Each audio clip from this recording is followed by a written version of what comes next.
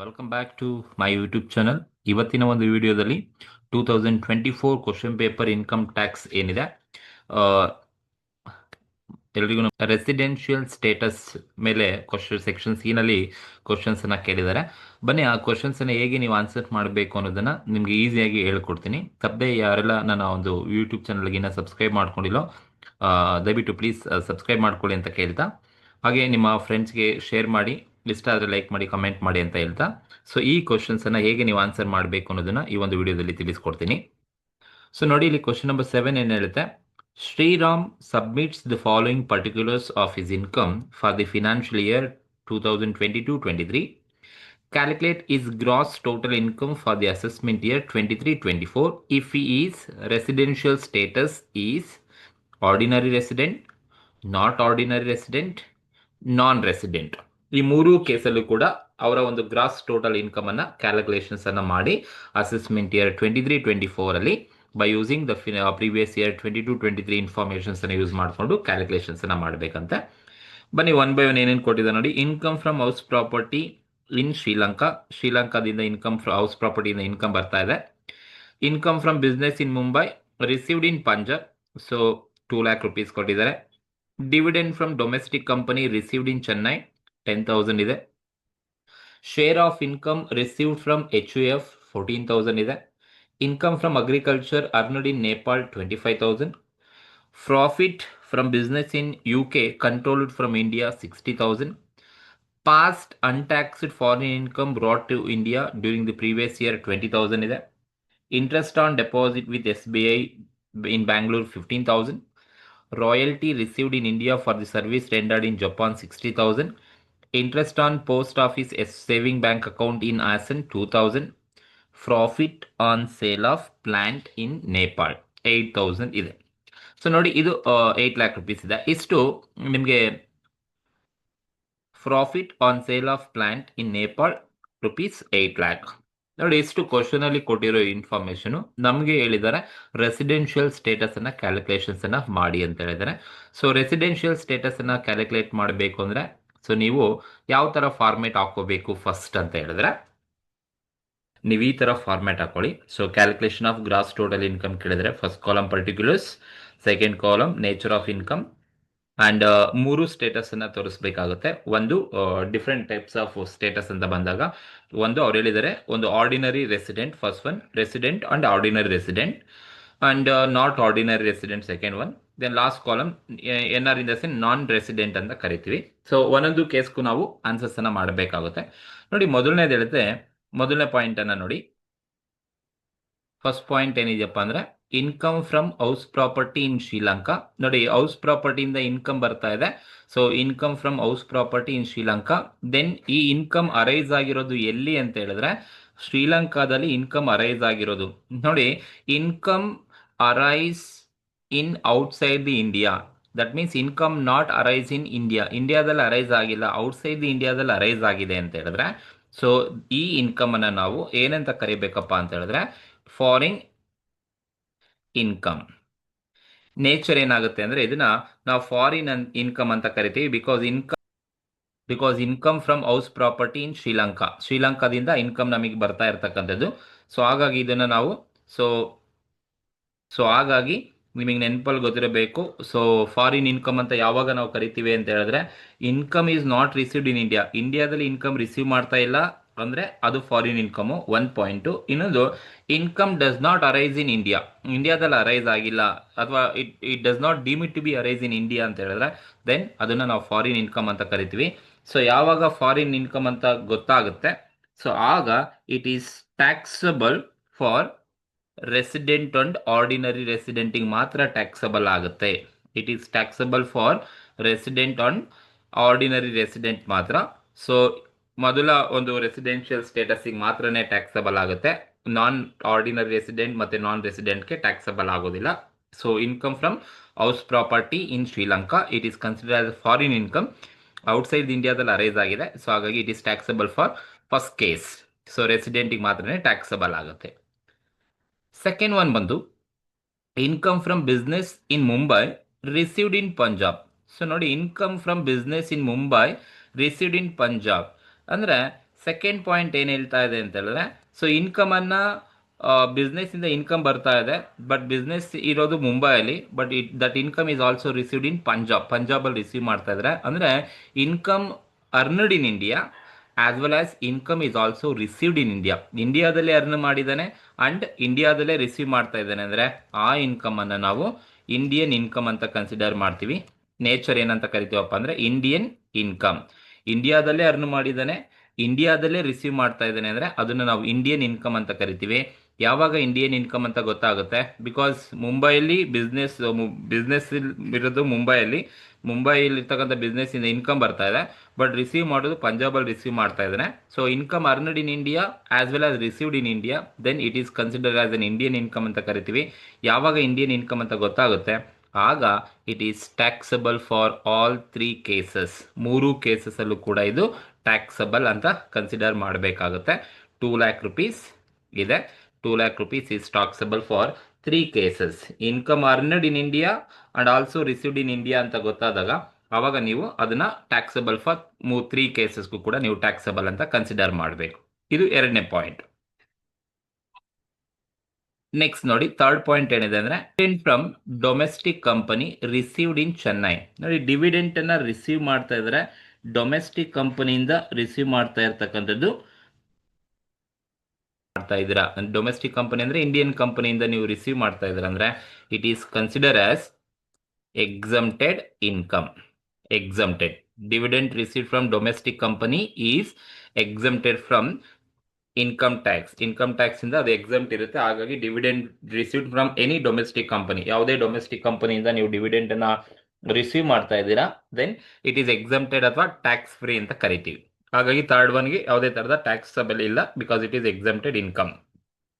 Fourth one ಬಂದು ನೋಡಿ, share of income from HUF 14,000 ಇದೆ. That is share of HUF income received in HUF. Year this is also share of income received from HUF. Hindu undivided ಫ್ಯಾಮಿಲಿಯಿಂದ ನೀವೇನು ಶೇರನ್ನು receive ಮಾಡ್ಕೊಳ್ತೀರಾ, this is also exempted from income tax. Exempted.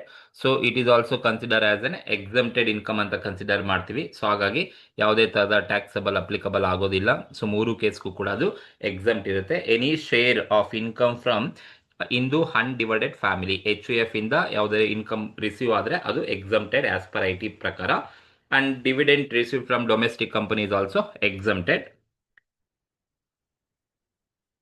Then fourth one ನೋಡಿ, income from agriculture earned in Nepal. So ನೋಡಿ, ನೇಪಾಳಲ್ಲಿ earn ಮಾಡಿರೋ ಏನು agriculture ಇಂದ ಇನ್ಕಮ್ ಬರ್ತಾ ಇದೆ, ಬಟ್ ಇನ್ಕಮ್ ಅಗ್ರಿಕಲ್ಚರ್ ಎಲ್ಲಿ ಅರ್ನ್ ಮಾಡಿದ್ದಾರೆ that is most important. Suppose income from agriculture land in ಇಂಡಿಯಾದಲ್ಲಿ ಸಿಚುಯೇಟ್ ಆಗಿರೋ ಲ್ಯಾಂಡಿಂದ ನಿಮ್ಗೆ ಅಗ್ರಿಕಲ್ಚರಿಂದ ಇನ್ಕಮ್ ಅಂದರೆ ಅದು ಎಕ್ಸಮ್ಟ್.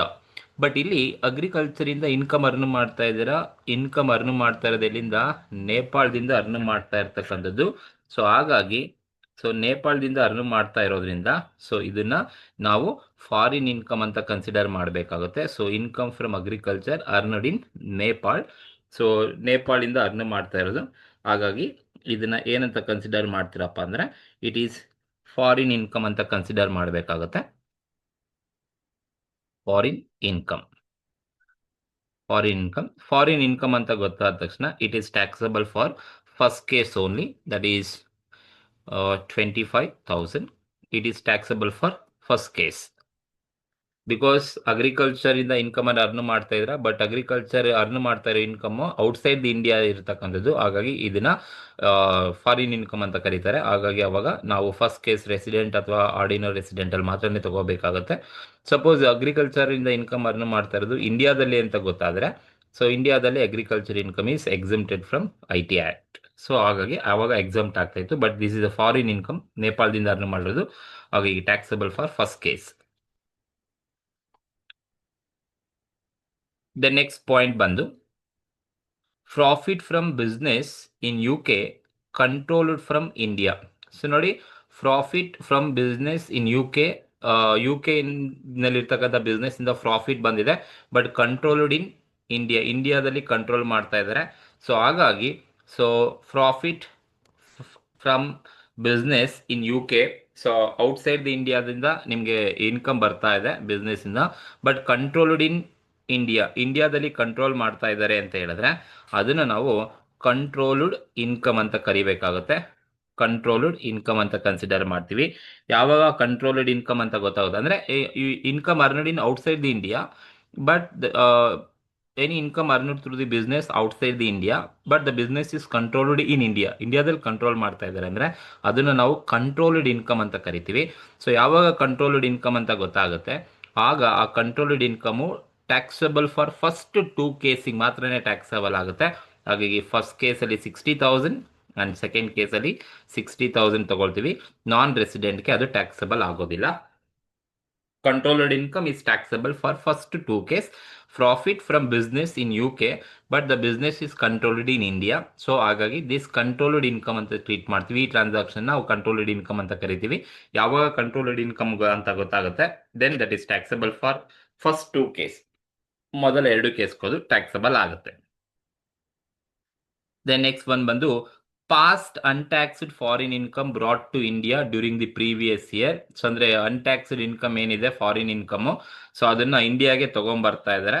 ಸೊ ನೋಡಿ, past untaxed foreign income brought to in India is exempted ಅಂತ ಕನ್ಸಿಡರ್ ಮಾಡ್ತೀವಿ. So as per I T act ನ ಪ್ರಕಾರ this untaxed foreign income, if it is brought to India during the previous year, is exempted. It is also exempted from taxes, ಹಾಗಾಗಿ exempted ಅಂತ consider ಮಾಡಬೇಕಾಗುತ್ತೆ. On deposit with S B I in Bangalore. ನೋಡಿ, S B I ನಲ್ಲಿ deposit ಮಾಡ್ತಾ ಇರೋದಕ್ಕೆ ನಿಮಗೆ interest ಸಿಗ್ತಾ ಇದೆ. ಸೊ ಹಾಗಾಗಿ it is consider as an income earning through the other source ಇಂದ ಬಂದಿರತಕ್ಕಂಥದ್ದು ಇನ್ಕಮ್. ಸೊ ಹಾಗಾಗಿ ನೀವು ಇದನ್ನ ಏನಂತ ಟ್ರೀಟ್ ಮಾಡಬೇಕಪ್ಪ ಅಂದ್ರೆ ಇನ್ಕಮ್ ಅರ್ನ್ ಮಾಡ್ತಾ ಇದೆಯಾ ಎಸ್ ಬಿ ಐ ಬ್ಯಾಂಕ್ ಇಂದ ಬೆಂಗಳೂರಲ್ಲಿ. So this is consider as Indian income. Indian income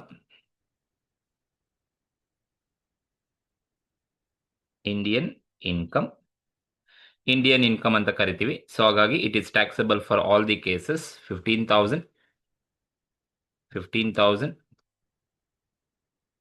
then last column also 15,000. Interest on deposit with SBI in Bangalore. So it is Indian income is taxable for all 3 cases.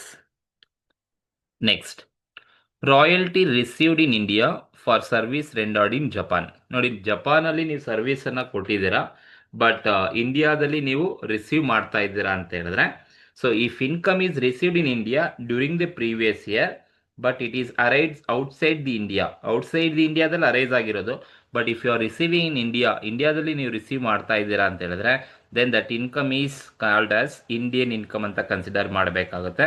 So ನೀವು ಇಂಡಿಯಾದಲ್ಲಿ income ಅನ್ನ receive ಮಾಡ್ತಾ ಇರೋದು, but ಆ income outside the India arise ಆಗಿರೋದು ಅಂತ ಹೇಳಿದ್ರೆ ಅದನ್ನ ನಾವು ಇಂಡಿಯನ್ ಇನ್ಕಮ್ ಅಂತ ಕನ್ಸಿಡರ್ ಮಾಡಬೇಕಾಗುತ್ತೆ. Indian income. So Indian income ಅಂತ ಗೊತ್ತಾದಾಗ it is taxable for all the cases. 60,000 60,000. So income earned in India also arise in India is also Indian income. Income received in India but arise outside the India arise agide, that is also called as income, Indian income anta consider ಮಾಡಬೇಕು. Then next, interest on post office saving bank account in Asan. So interest on post office saving bank account in Asan 2,000 ಕೊಟ್ಟಿದ್ದಾರೆ. ನೋಡಿ, interest on post office deposits saving bank account interest, post office saving bank account ಇಂದ interest ಬರ್ತಾ ಇದೆ. So ಹಾಗಾಗಿ so ಯಾವಾಗ ನಿಮಗೆ post office saving bank account ಇಂದ interest ಬರ್ತಾ ಇದೆ ಫಾರ್ ಇಂಡಿವಿಜುವಲ್ಸ್ ಆದ್ರೆ ಸೊ ಅಪ್ ಟು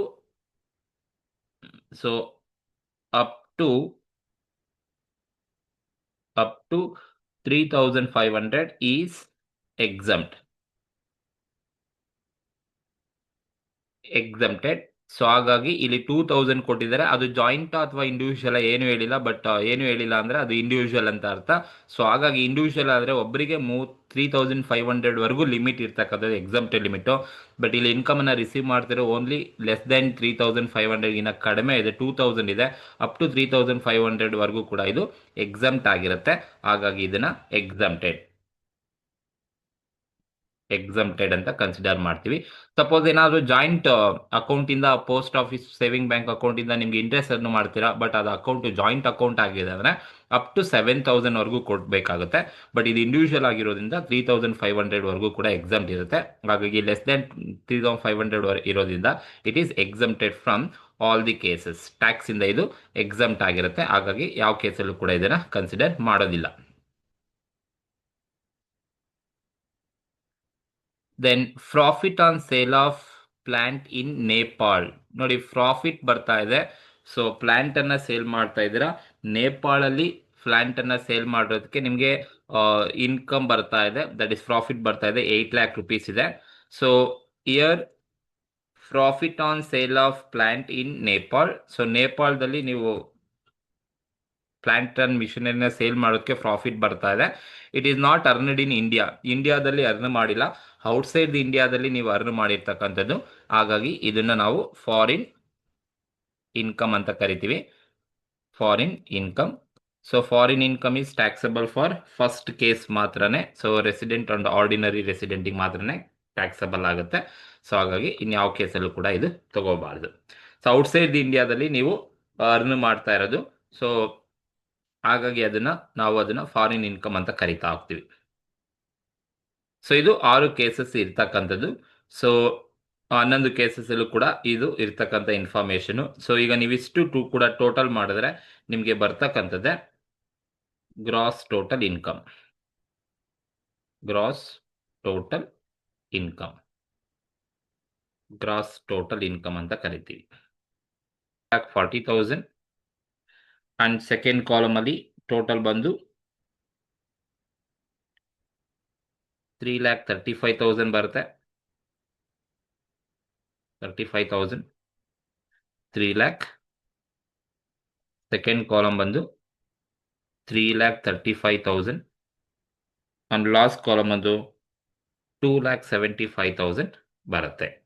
ಇದು ಗ್ರಾಸ್ ಟೋಟಲ್ ಇನ್ಕಮ್ ಅಂತ ಕರಿತೀವಿ. ಬಟ್ ನೀವು ಇಲ್ಲಿ ಮೋಸ್ಟ್ ಇಂಪಾರ್ಟೆಂಟ್ ಏನಪ್ಪಾ ಅಂದ್ರೆ, ಒಂದು ಇಂಡಿಯನ್ ಇನ್ಕಮ್ ಅಥವಾ ಫಾರಿನ್ ಇನ್ಕಮ್, ಅದನ್ನ ನೀವು ಕರೆಕ್ಟ್ ಆಗಿ ನೋಡ್ಕೋಬೇಕಾಗುತ್ತೆ. ನೋಡಿ, ಇಂಡಿಯನ್ ಇನ್ಕಮ್ ಅನ್ನೋದಕ್ಕೆ 3 ಪಾಯಿಂಟ್ ಅನ್ನ ಕರೆಕ್ಟ್ ಆಗಿ ನೆನಪಲ್ಲಿ ಇಟ್ಕೊಳ್ಳಿ.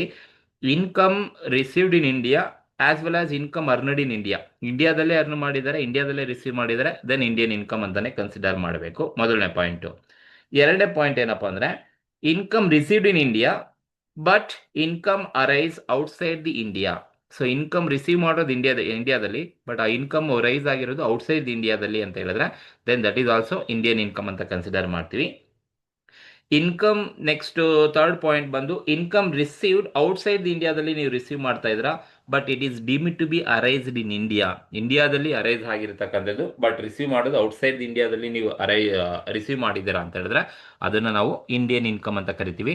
ಯಾವಾಗ ಇಂಡಿಯನ್ ಇನ್ಕಮ್ ಅಂತ ಗೊತ್ತಾಗುತ್ತೆ ಆಗ ನೀವು 3 ಕೇಸ್ಗೂ ಕೂಡ ಟ್ಯಾಕ್ಸಬಲ್ ಅನ್ನ ತಗೋಬೇಕಾಗುತ್ತೆ.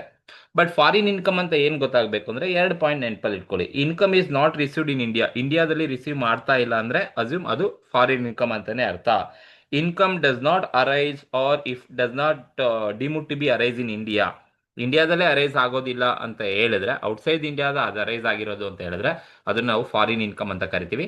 ಯಾವಾಗ ಫಾರಿನ್ ಇನ್ಕಮ್ ಬರುತ್ತೆ ಅವಾಗ ಫಸ್ಟ್ ಕಾಲಮಿಗೆ ಮಾತ್ರನೇ ಟ್ಯಾಕ್ಸಬಲ್, ರೆಸಿಡೆಂಟಿಗೆ ಮಾತ್ರನೇ ಟ್ಯಾಕ್ಸಬಲ್ ಆಗುತ್ತೆ. ಬಟ್ ಇನ್ನೇನು ಯಾವುದೇ ಇನ್ಕಮ್ ಕಂಟ್ರೋಲ್ ಮಾಡ್ತಾ ಇರೋದು earned in outside India, but control ಮಾಡ್ತಾ ಇರೋದು ಇಂಡಿಯಾದಲ್ಲಿ ಕಂಟ್ರೋಲ್ ಮಾಡ್ತಾ ಇದೆ ಅಂದ್ರೆ ಅದನ್ನ ಕಂಟ್ರೋಲ್ಡ್ ಇನ್ಕಮ್ ಅಂತ ಕರಿತೀವಿ. ಯಾವಾಗ ಕಂಟ್ರೋಲ್ಡ್ ಇನ್ಕಮ್ ಆಗುತ್ತೆ ಆಗ ನೀವು ರೆಸಿಡೆಂಟ್ಗೂ ತಗೋಬೇಕು, ನಾಟ್ ಆರ್ಡಿನರಿ ರೆಸಿಡೆಂಟ್ಗೂ ಕೂಡ ತಗೋಬೇಕಾಗುತ್ತೆ. ಇದು ರೆಸಿಡೆನ್ಷಿಯಲ್ ಸ್ಟೇಟಸ್ ಅಲ್ಲಿ ಇರ್ತಕ್ಕಂಥದ್ದು. ಸೊ ಈ ಒಂದು ವಿಡಿಯೋದಲ್ಲಿ ನಿಮ್ಗೆ ಏನಾದರೂ ಡೌಟ್ಸ್ ಅಥವಾ ಕ್ಲಾರಿಫಿಕೇಶನ್ಸ್ ಇದ್ರೆ ಕಮೆಂಟ್ ಮೂಲಕ ತಿಳಿಸಿ. ಮತ್ತೊಂದು ವಿಡಿಯೋದಲ್ಲಿ ನಾನು ನಿಮಗೆ ತಿಳಿಸ್ಕೊಡ್ತೀನಿ. ದಯವಿಟ್ಟು ಈ ಒಂದು ವಿಡಿಯೋ ಇಷ್ಟ ಆಗಿದ್ರೆ ಶೇರ್ ಮಾಡಿ, ಲೈಕ್ ಮಾಡಿ, ಕಮೆಂಟ್ ಮಾಡಿ. ನಿಮ್ಮ ಒಂದು ಸಬ್ಸ್ಕ್ರೈಬ್ ಮಾಡೋದನ್ನು ತಪ್ಪದೆ ಮರಿಬೇಡಿ, ಯಾಕೆಂದರೆ ನಿಮ್ಮ ಸಬ್ಸ್ಕ್ರಿಪ್ಷನ್ನೇ ನಮಗೆ ಒಂದು ಇನ್ಸ್ಪಿರೇಷನ್ ಇದ್ದಾಗೆ. ಪ್ಲೀಸ್ ಸಬ್ಸ್ಕ್ರೈಬ್ ಆ್ಯಂಡ್ ನಿಮಗೆ ಎಷ್ಟು ಸಾಧ್ಯನೋ ಅಷ್ಟು ಫ್ರೆಂಡ್ಸ್ಗೆ ಶೇರ್ ಮಾಡಿ ಅಂತ ಕೇಳ್ಕೊಳ್ತೀನಿ. Thank you.